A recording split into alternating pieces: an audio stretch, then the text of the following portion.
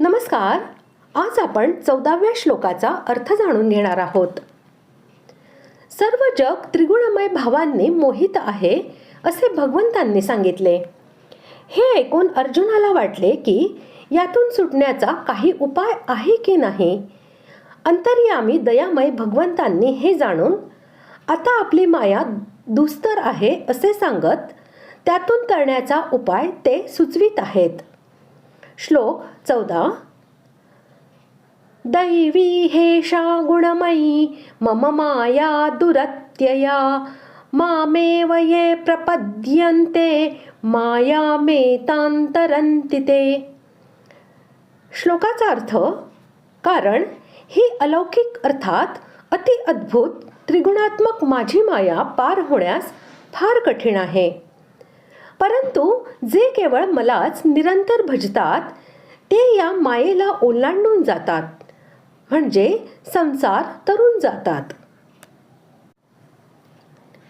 एषा हे पद प्रत्यक्ष वस्तूचा निर्देश करते आणि प्रकृती कार्यरूपानेच प्रत्यक्ष आहे. यावरून ज्या प्रकृतीला मागील श्लोकात त्रिगुणमय भावांच्या स्वरूपात कार्यरूप आहे असे वर्णन केले आहे, तिलाच येथे माया या नावाने संबोधिले दिले आहे असे समजावे. गुण व गुणांचे कार्यरूप असणारा हा सारा जड दृश्य प्रपंच या मायेमध्येच आहे, म्हणून तिला गुणमयी असे म्हटले आहे. ही माया जादूगारांच्या किंवा दानवांच्या मायेप्रमाणे सामान्य नाही. ही भगवंतांची आपली अनन्यसाधारण अशी अत्यंत विचित्र शक्ती होय, म्हणून हिला दैवी असे म्हटले आहे. आणि शेवटी भगवंतांनी या दैवी मायेला माझी असे म्हणून व ती दुरत्यया असल्याचे सांगून असे सुचविले आहे की मी हिचा स्वामी आहे. मला शरण आल्याविना मनुष्य या मायेतून सहजपणे पार पडू शकत नाही, म्हणून ही अत्यंत दुस्तर होय.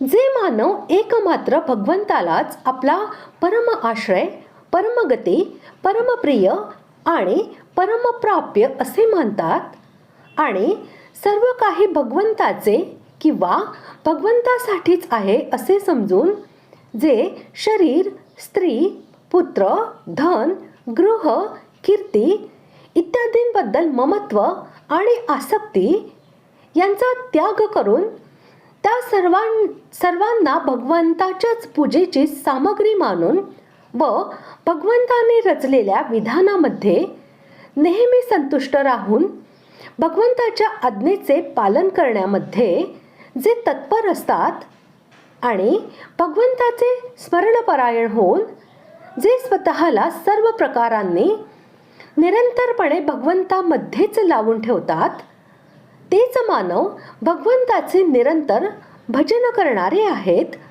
असे समजले जाते. याचेच नाव अनन्य शरणागती होय.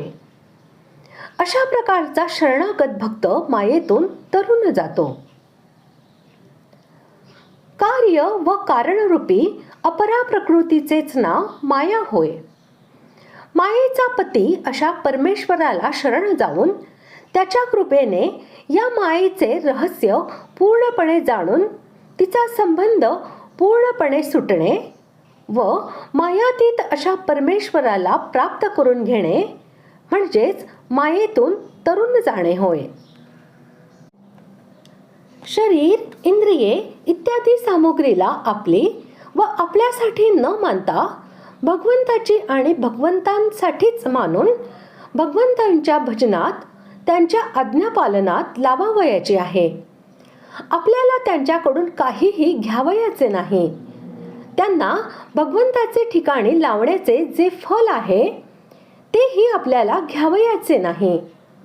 कारण जर भगवंताची वस्तू संपूर्णपणे भगवंताला अर्पण केली, अर्थात त्यात अज्ञानाने जी आत्मीयता ठेवली होती ती काढून घेतली, तर त्या समर्पणाचे फल आपले कसे होऊ शकते. ही सर्व सामुग्री तर भगवंताची सेवा करण्यासाठीच भगवंताकडून मिळाली आहे, म्हणून हिला त्यांच्या सेवेमध्ये उपयोगात आणणे आपले कर्तव्य आहे, आपली इमानदारी आहे.